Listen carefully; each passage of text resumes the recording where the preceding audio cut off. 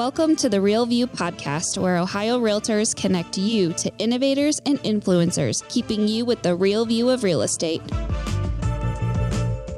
Whether you're a broker, agent, first-time homebuyer, industry leader, or just happen to stumble upon our podcast today, you can expect to hear tips, tools, tricks, interesting information, and so much more from the experts in Ohio's real estate game. And welcome back to the Real View podcast. I am your host, Allison Wiley. Joining me today, our special guest is broker owner Joey Connor. He has 2 decades of real estate experience, and as a broker owner, he prioritizes agent development and coaching. He is here with us today to share a little bit about his approach to this world of real estate, what he's found that's worked really well for him, and what we can learn out there. He's a really great pulse in the industry, so he's going to share some of the methods that he's found to be very successful. So, Joey, I'd like to welcome you onto the show today. We're so happy to have you. Thanks for inviting me. Happy to be here. Of course. And before we get started in today's conversation, you kind of teased this a little bit before we started recording, but I would like to hear a little bit more about you. If you could share with us your background, what's led you to where you are today, how you got started in the real estate industry. I'd love to hear a little bit more about you and how you got here. Well, I started real estate, it's been 22 years ago now. So I was working at Techno Apex here in Brownsville, Tennessee. Very small town, probably 17,000 people in the county as a whole. About, I would say, 8,000 people within the city limits. And I was a lab tech there for about 12 years. And my last 3 years of that 12-year stint, I started selling real estate part-time. So from that, after 3 years of kind of doing both and working like crazy and never being off work and still trying to be a husband and still trying to raise, we had 3 girls at the time. I was doing both and just working really hard. And then after 3 years, I let the lab tech job go, was doing well in real estate and just focused on that 100% of the time. After that, I was working at CryLike here in Brownsville. It's a CryLike real estate specialist here in Brownsville. I worked there for 7.5 years. After that, I branched out on my own and opened up a little small brokerage called Connor Real Estate. And it was just me and Tara Joyner, and we started working together. She had just gotten a license. I actually went through a Haywood County leadership program that was here in Haywood County. That's how me and Tara actually met. And she was getting her real estate license. She was actually an appraiser getting her real estate license. And I decided to open up, and we knew each other through a leadership class, and she signed up to be my first agent when I opened. And last year in 2025, I think it was July the 16th, 17th, we franchised with the Better Homes and Gardens Real Estate. And now we're here. I love it. And you're a broker owner with Better Homes and Gardens, and you run a really awesome office, have a lot of really great agents. And we're going to get into all of that and how you kind of run your office and your approach to all of that here in a minute. But one of the things, you talk about is the KISS principle and what that means in real estate, how it fits into our world. Tell us first what the KISS principle is for those people out there listening who may not know. And then share with us kind of your perspective on it, especially when it comes to the real estate industry we're in today. This is simple. Keep it simple, stupid, right? That's always been my motto since I've kind of been in the business. It's always a lot of noise. There's always something else going on. So I was in the business before like the social media boom. Mm-hmm. And so I was in the business when it all started also. But I've always tried to take care of my client. Like that's the focal point of all of it, whether it's a buyer or a seller, regardless of all of the noise that's going on, regardless of the new technology, is still about your clients, your buyers and your sellers, and representing them and doing a great job, making sure that they remember you when it's over. not only with the service that you provided, but of course you still have to follow up with things after, you close the deal. But it's just so much that we still use social media. We still use different platforms and different things like that. I'm not saying don't use the technology at all, but what I am saying is always remember and focus that it's always about the client. And what I have always learned is a client that meets a friend and says, call Joey.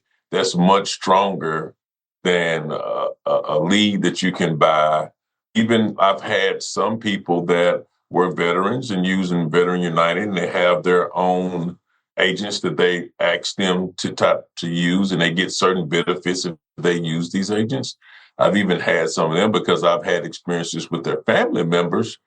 They just used me because they felt like I was somebody that they could trust, somebody that was honest, and would go out of their way to make sure that we found the right house that they needed, and when it was time to close the deal. I love that. And I think you said it perfectly. This is about when the world gets crazy, when the market is crazy, remembering the reason why we do it. And that is the people that we serve and getting them to their end goal, buying or selling their home.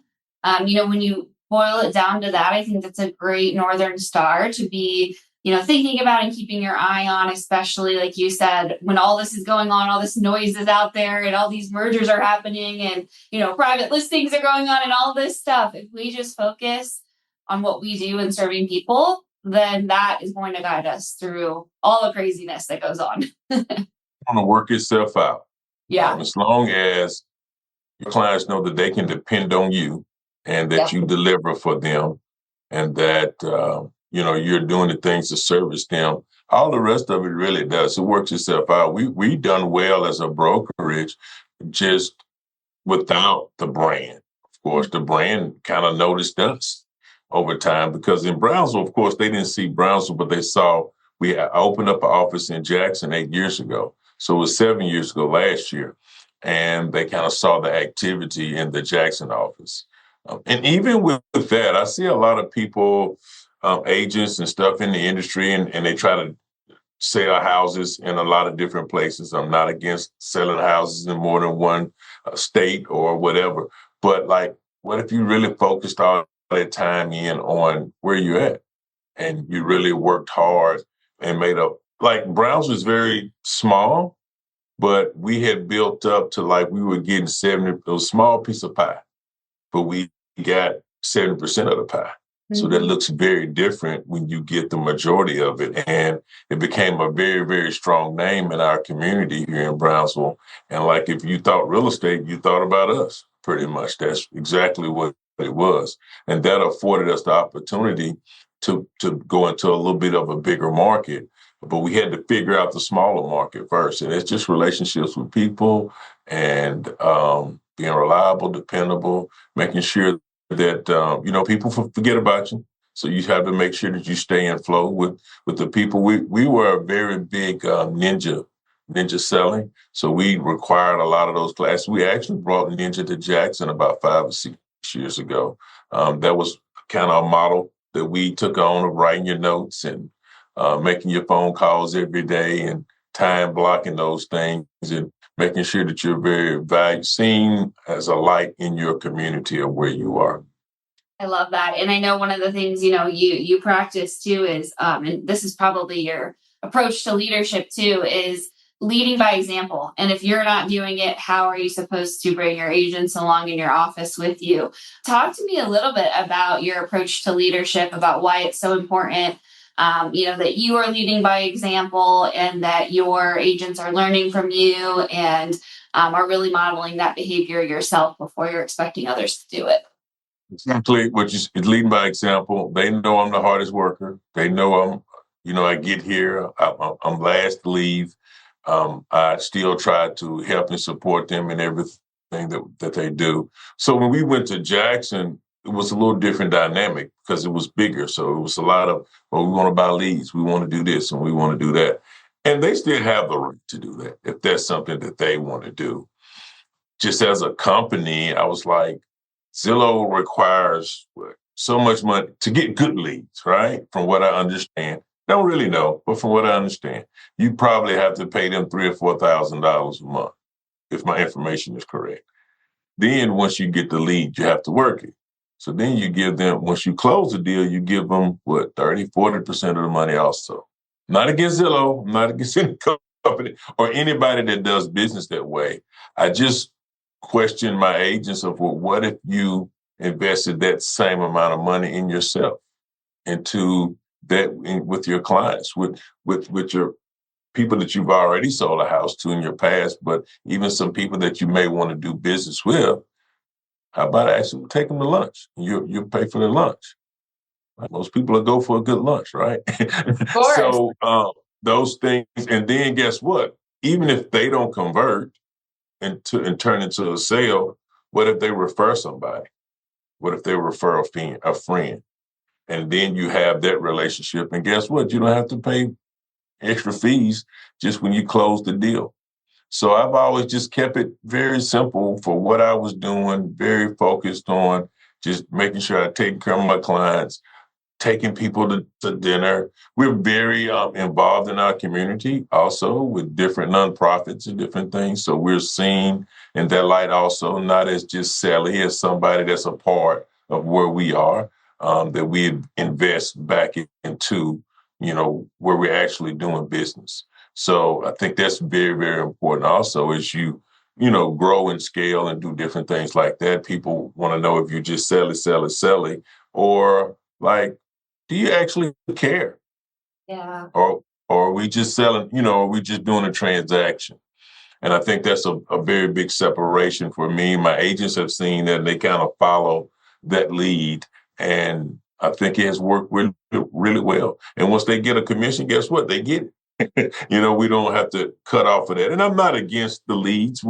As we're looking at the brand, and they have their different lead system and their corporate lead system. Those are things that we're definitely looking at and trying to figure those things out. But it would be the first time I've ever done something like that. But hey, that's exciting. And like I said, I'm not against it. But you still, I think, have to learn and understand what we're in it for. And that's just the people. I think we forget about the people aspect. Sometimes we're just running and people become a number, but they still have needs.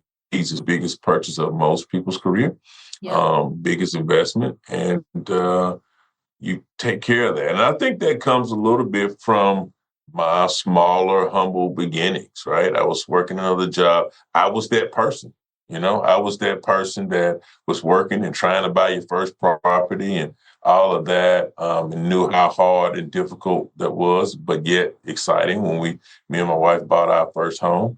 And that's just something that never really left me. And so I just remember that was a little bit of me getting into real estate because I felt like, man, I can do this. I probably do a better job than what I had experienced when we bought our first home, and that's what kind of motivated me to get into it. And real estate has given me a total different life. I'm well respected. Pretty much everybody knows me everywhere. They can be good and bad, but for the most part, it's been good. And they know who I am. They know where I came from here in my same community. And hopefully that gives some people hope that, hey, if he did it, I can do it too. Absolutely. And then my agents feel the same way. They see and they know. So I tell my story to them, of course, and they ask me different questions because I didn't only just sell real estate. I grew into investing into it, having rental properties, myself doing some flips. I do everything real estate pretty much. Oh, I love it. That's amazing. And I love what you said too about like remembering to give clients, what they need, and they all have different needs. And if we're taking care of those needs, putting them first, that's so important. And especially I feel like consumers can tell, right? Like they can tell if someone's genuine, they can tell if they're not. They're so smart. Everyone is so educated, these days, and can tell and feel when someone's truly being genuine versus, like you said, focusing on a number or just trying to, close a transaction. And I think that's important to note too, is that consumers are smart. They'll be able to tell if you're in it for real or not. And it's important to come off as genuine and be able to show that you truly do care and that you truly do, want to make this possible for them and that you're here to guide them along that process. They'll be able to tell and they'll value that greatly. And then they'll be able to do those referrals that you're talking about after that. Exactly. That's how you build your whole referral network. Everything that I've done, I've built it that way. And and even when we're talking about building that trust, Yeah. take them to lunch, kind of have a conversation with them, learn about like what they have going on in their life. Mm-hmm. We all busy and we all ripping and running and like, and find out a couple of points that that is going on in their lives and remember to follow back up with that and talk to them and be a part of their family in this move and this process. Become the trusted advisor for everything that they're dealing with. And they'll never forget it. They'll No, never that's forget it. true. That's true. And like you said, it's simple. This isn't something that you have to spend a ton of money on, a ton of time on, taking them to lunch. I mean, this is the thank you cards. I know that's a big thing you're into too. I mean, this is stuff that doesn't have to cost you a lot of money. It's not going to be thousands of dollars, as you mentioned, coming from those leads. And I agree with you, leads are great. And I think that can certainly, work that into your strategy. But this is a way that's keeping it simple. It is costing us, not a lot of money to do, and it's making people feel really good, which who doesn't want to be able to do that for another person? Like that's one of the things that I tell all of my agents also, like in today's world, who doesn't need a how you doing? Yes. Who doesn't need a I was thinking about you, pray everything is going well, just checking in with you, Yeah. making sure, everything is good. Because most people, when you get that phone call, they need something, right? I need you to do this. Can you do this? Or you can but how about just how you doing? Everything's going well with you and your family. How your kids doing? Like those things it separates you in the business because then they're like, hey, real estate, what they call me, asking me how I'm doing. Like I'm And you're not not trying to buy talking a about house or what. real estate at all. Not at all. So one of the things, even with the notes, I tell everybody, don't put anything about real estate in it. Make it very generic and make it about the person and ask them, be very genuine. That's something that you mentioned earlier. This is not about real estate at all. It's all about the more people that you can know and they get to know you and who you are and your personality and the type of person that you are. Guess what? They'll like you and they'll start sending referrals to you. Yep. I love it. I think it's so smart. Something we could all do better at, and I think you can apply this to your personal life too. I mean, in the same way, checking in on people, nurturing those relationships, not going to someone when you want something, like truly taking the time and being consistent. I know that's another thing you're big on is that consistency, making sure we're doing it repetitively. Like consistency is the key to Yeah. everything. Because calling somebody one time is not enough, or checking on somebody one time is not enough. To be genuine in what you're doing, you have to be consistent, and then here's the thing: you start changing. Yeah. You start changing yourself, and understand how impactful you're being to people. And you started, for me, I started to grow even as a person with learning what life is really about. It's not all about the ripping and running. It's about just the simple things of, how you doing. And those are things that even myself, every now and then, guess what? Somebody called me. How you always checking on me. How you doing? And that just totally makes my day. Or I get a note, they'll write me a note sometimes. So all those things, I believe in this too. You kind of reap what you sow. Yeah. You put out there, you get back. You don't always get it back from everybody that you give it to, but some kind of way, God gives that back to us. So that's something that I believe in a lot too. Well, and you've had success with it. I mean, you have agents that have been with you for a long time, and in today's day and age, that's near impossible to keep good agents. I feel like they're always leaving and coming and going, and so that is proof right there that this is working. You're seeing that agent retention. You're seeing people want to stay because you're creating that environment where they're able to thrive, where they're being appreciated, where you're teaching them these skills and how to build those relationships, which ultimately builds trust, and that's something that all agents hope to get from their brokerage and want to find that. What's your advice for brokers in today's world? I know you shared some of, your principles and what's guided you, but what's your advice for brokers? How can we mimic what you're doing? How can we take a little bit about what you found works so well and apply it to some brokers that we have with us?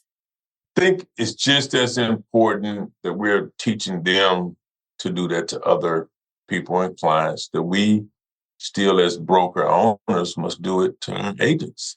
Mm-hmm. They know, right? So they need to get a note from you every now and then.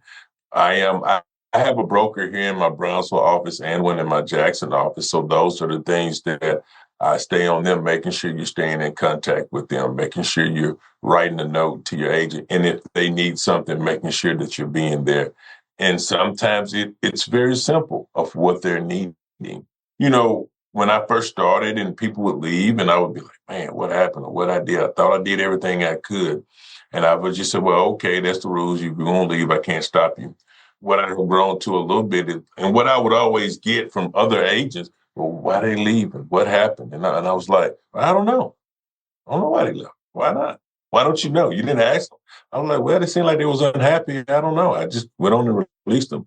And then I put a questionnaire together, like exit questions that now anytime somebody leaves, we go down and ask different questions.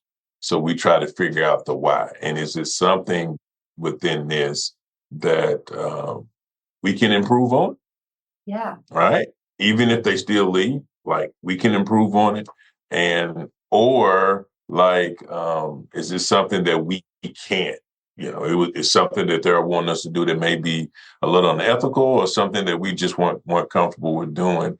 And when we have those conversations now, it's been a couple of people that have said, well, I think this can be a better fit. And we talk when we go through the process, they end up staying because they realize that it's probably not going to be any better. We always stay in contact with you, with your kids, like part of the family. What's going on? So I think that amongst all of the different changes, and of course we joined Better Homes and Garden, and here in months, like 3 or 4 months, you start hearing Compass, and oh my God, then you get to all the different stuff with all the MLSs, but at the base of it, it's about the client.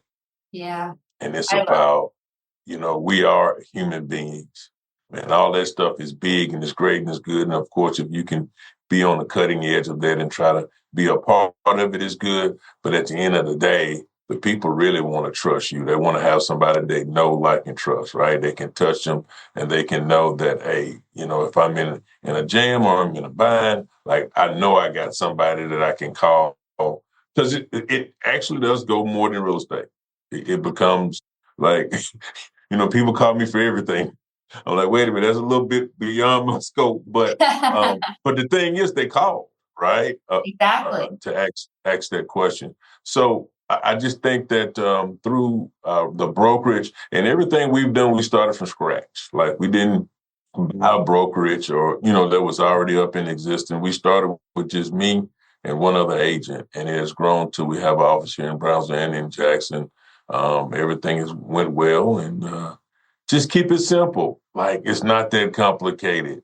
Like we're just humans. Everybody is human. No big guy, no small you. So we just deal with each other and see what we can actually work out to help people in this profession grow and get better. I love that. And you mentioned it too, this is such a big deal. Like our clients are going through, a lifetime big milestone. I mean, this is not something that, most of our clients are going to do maybe ever again, maybe, once or twice more. I mean, this is such a big milestone moment in someone's life that we get to be there through. And I think when you keep that mindset, that helps you kind of, keep it into perspective and realize like, hey, we are literally changing people's lives. We are there with them at a milestone moment that they're probably only going to do a few more times, if ever again. And when you look at it from that perspective, it kind of puts it all into, into perspective of, wow, how lucky are we that we get to guide people through something so huge. I remember my first sale I ever did, and we closed the deal. Miss Watkins, she's an older lady. She's not here anymore. And I remember, it's like, I would have just helped her do that for free. Yeah. like what I did through the process, just kind of helping and guiding it through it and making sure it was all right. Like the feeling that I had is I would have done that for free. Mm-hmm. It's good, but the problem is I can do it all day.